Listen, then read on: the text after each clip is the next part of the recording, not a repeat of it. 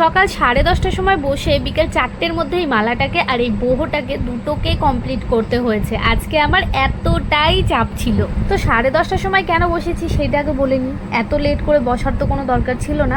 আসলে সকালবেলায় আঁকার ক্লাস ছিল, সেগুলোকে করিয়ে তারপর মালাটাকে নিয়ে বসতে হয়েছিল। আমি সবসময় একটা কাজ করে থাকি, সেটা হচ্ছে ক্লের কাজ। আমি যখনই করি তখন সাইডে অন্য কোনো একটা কাজকে রেখে দিই।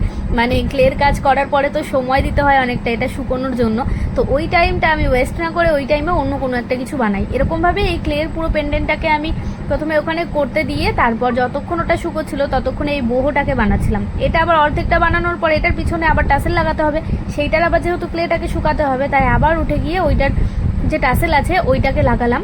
তার পিছনেও ক্লে দেওয়া ছিল। তারপর ওটা মোটামুটি শুকানোর পর আমি বোহটাকে পুরো কমপ্লিট করে ফেলি।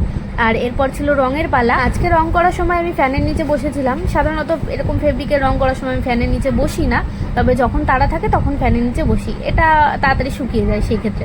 তো রং করাটাও তাড়াতাড়ি হয়ে গেছিলো। আর এই ময়ূরটার নিচে সত্যিকারের যে ময়ূরের পালকগুলো হয় সেগুলোকে আমি লাগাবো ভেবেছিলাম, কিন্তু যখন ক্লের কাজ করছিলাম তখন একবার ভাবলাম লাগিয়ে দিই, তারপর ভাবলাম যদি কালার করার সময় আবার অসুবিধা হয় তার থেকে ভালো হবে লাস্টে ওই B7000 দিয়ে এটাকে আটকে দেবো।